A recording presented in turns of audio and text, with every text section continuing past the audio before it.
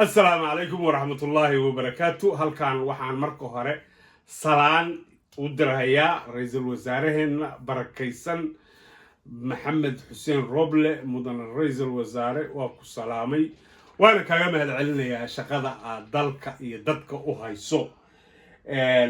Allah ku xafido رئيس الوزراء aniga iyo kumanaan Soomaaliya ama aan dhaho millions baa runtii rajo iyo hididiila ku qabay habka wax u socdaan aaminsan hogaankaaga waxaan nasiib u yeeshay aan kamid ahay dadka personally kula kulmay nin charming ah oo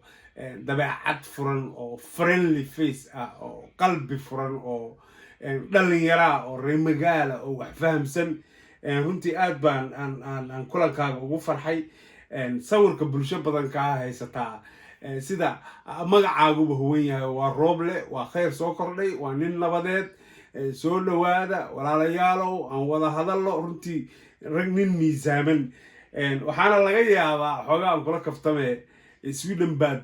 waqti dheer deganayd dabeecadaha badan oo deganaanta iyo xasiloonida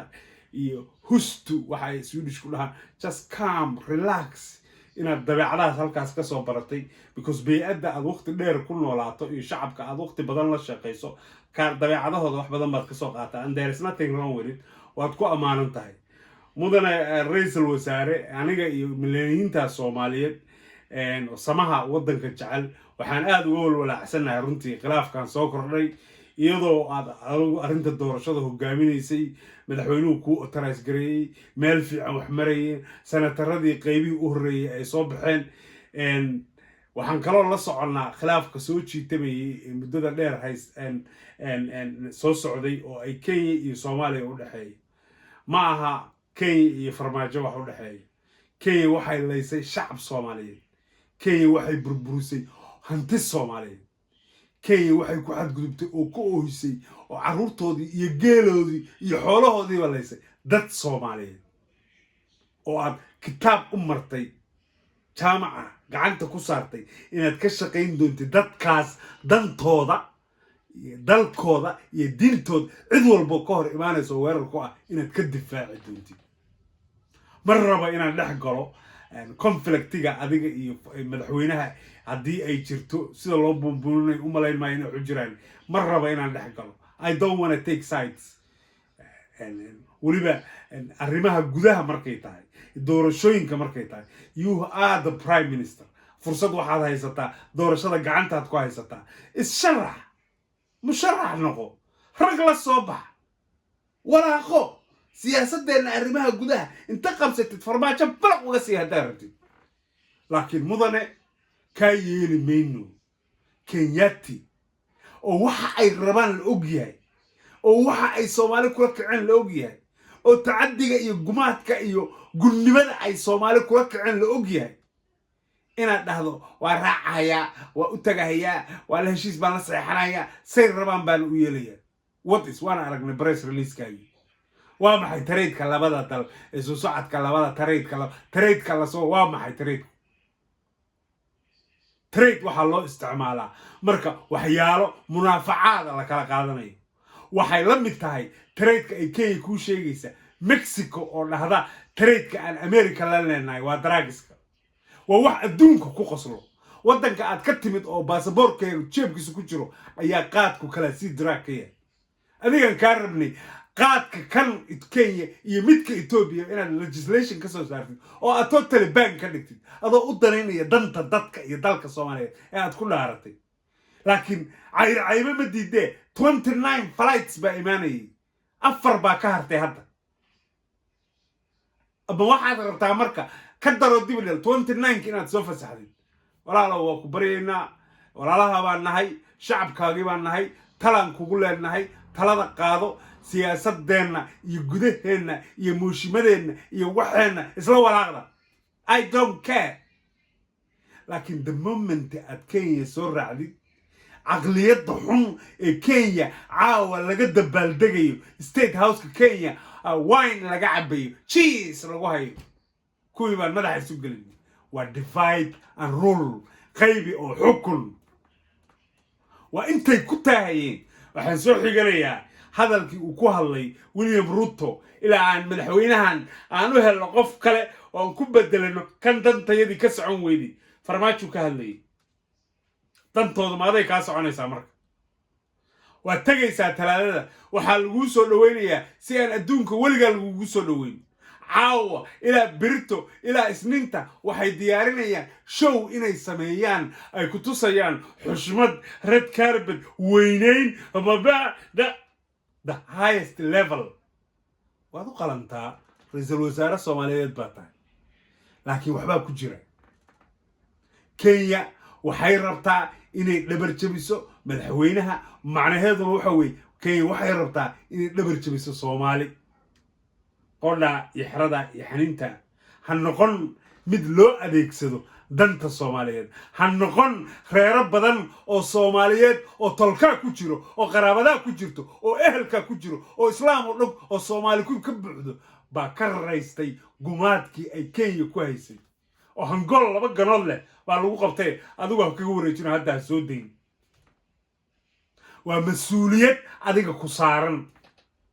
xilkasnimadaada iyo kartidaada in inta lagu dhaho farmaajan tuuraynaa kaale halkaan loo saxiix waan ogahay waana ku kalsoonahay kumana dhacdid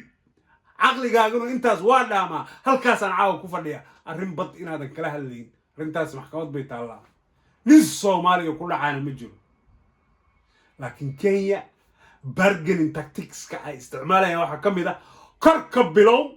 si ay kan hoose kuugu ogolaadaan maxkamadda badda ka bilow si ay diyaaradaha qaadka u fasaxaan Kenya is expecting talaada markaa tagtid inay ku dhahaan si aan trade-ka iyo isusa labada dal si aan prove it fur diyaaradaha qaadka qodha iyo xirada iyo xaninta saddex mas'alo saddexdaba fiil waa mid Allah subhanahu wa ta'ala baxaaran ka dhigay xaaran in lagu filan waa dhex taala ki Ethiopia xaaran ayaa leh xaaran kala umada ku soo deyn wuxuu Allah subhanahu wa ta'ala dii Allah dartiis u dii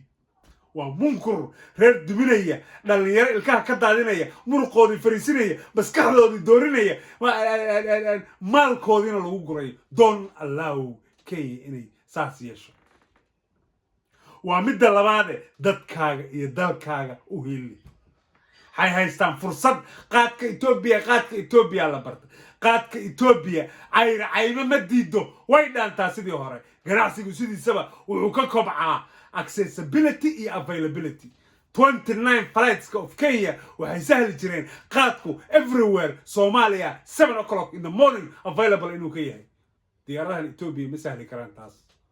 afar magaalo bay tagaan bas qaadka Ethiopia qaadka Kenya wuxuu gaari jiray hobyo garacad calula sanaagta calmadooda fog meel walba oo xadka Kenya iyo Ethiopia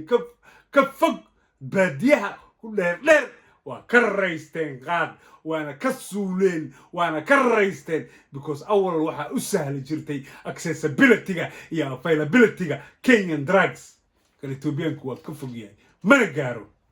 ha ku soo furay dadkaas xamar bay kula joogaan kuwa ka raystay oo cuni jiray oo xayi ah oo nation building ka hadda ka qayb qaadanaya oo fursado shaqo raadinaya godka dib ha ugu celin dadkaas hadda madaxa la soo baxay adigu inta qabatid ku jira ha oran for the interest of Kenya ku jira godkiina because I'm supporting Kenya ha oranin this will be your legacy-gaaga walaalow ha noqonin nin Soomaali dhabar jabiye imagine daroogo adduunyo dhan nacday oo gaaladii nacday Uhuru Kenyatta kuma dhaco Uganda inta uu tagay inuu dhaho qaadka iyo fasax ra'iisul wasaarihiina u yeeranaya kuma dhaco inuu Zimbabwe ku dhaho kuma dhaco inuu Zambia ku dhaho why you maxaa daciif saga dhigaysaa haddii laba libaa xilib dhex maro waa ku murantaa misna waxay heshiiyaan markuu halaq u muuqdaay farmaajo inta ka goohdartid internal affairs-ka iyo siyaasadda Soomaaliya gudaheeda markaa joogtid nin raga alla ka dhigay tartan oo sharac oo rag la soo bax oo la tartan oo balaq uga sii noqon madaxweyne laakiin don't use cheap raqiis magac xumo unbaa kaaga baxaysa wallaahi soomaali waa aqaana wallaahi rooblo uhuuraa lagu bixinaya meesha la tagtaba sumad kugu taallay noqonaysaa tolka ilkaha ka daadin oo soomaali ilkaha ka daadin oo hooyo soomaaliyeed ha ka ooyin ha saxiixin diyaaradahaas qaadka we have invested juhdi iyo time baan gelinay inaan u digno adigaana iiga markhaati cid kale markhaati gashanaya you Mr. Prime Minister Stockholm ringi b kuwii taagtaagnaa oo dayacnaa waad aragtay siday hadda xay u yihiin qaarkood muqdisho kula joogaanoo shaqaystaan oo sharaf leeyihiin waa qaad iyo qaad la'aan waa nolol iyo nolol la'aan waxba yaan lagugu qancin qaadka Ethiopia it's better than siday ahayd waa one step oo la qaaday dib ha noo celin kan inta u soo jeesanay Ethiopiaanka laftiisa adigaa lagaa rabaa legislation inaad ka soo saartid based on dhibaatadiisa iyo sunta lagu buufiyo iyo dhibka uu haysto walaalow god baan hadda moosnay ha nagu soo furin laba furimood baa dagaal nooga socday mid baan awnay inaad yaro ku soo furin ummadda inaad yaro ilaahay uga cabso waa munkur ilaahay reebay oo xaaraana oo qoys duminaya oo ilmo Soomaaliyeed like your child ulgaago kala uu gaajo ku seexanayo amarkaas aad saciidad awgeed don't do it please do for the Somali children yuusan ku muuqan rag baa ishaynaa yuusan ku muuqan talo walaal Soomaaliyeed baan ahay iga qaado si kale u dagaalan si kale u xariiftan si kale ninka isaga celi laakiin don't do it cadow yuu ku adeegsan dan kama ay laha asaga iyo adigana kuma kala jecla dantooday rabaan waana mentality gumaysiga Kenya inay maanta dhahdo I'm gonna divide them inta kala jabiyo baan midna u yeeranaya midna waxaan leenahay fuck off tomorrow adigay ku oranaya fuck off mid kalena waa keensanaya don inaad yaro hankaa naga jabin inaad yaro qabka Soomaaliyeed ha jabin rag baan iska celinaynaa inaad yaro hana dhabar jabin qodha iyo xarada iyo xaniinta hana dhabar jabin ilaahay dartii hana dhabar jabin gaalo dulmi ku socota oo xaaraan rabta inay dalkaaga keentay ilaahay ku abuurtay jalla wa jalaaluhu ugu dhawow oo no thank you leh ma afka ku go'ay ma samaynaya leh gabadhii heestay waxay tiri in dhibaato ugu filan farqan ku haystaa qaad dhibaato waxa ugu filan maanta midka Muqdisho yaala kaasna adaa laga rabaa oo Prime Minister inaad u soo jeesto go'aan ka gaartid laakiin inaad aro furun hor la nagu soo furin aad baan ku salaamayaa Allah ku xafido guul baan ku rajaynayaa wassalaamu calaykum waraxmatullaahi wabarakaatuh idinka walaalaha Soomaaliyeed oo fariintan daawanaya waxaan ka codsanayaa inaad gaarsiisaan oo la sii wadaagtaan asxaabtiina waa mahadsantihiin Soomaaliya ha noolaato cadowgeeduna ha jabo wassalaamu calaykum waraxmatullaahi wabarakaatuh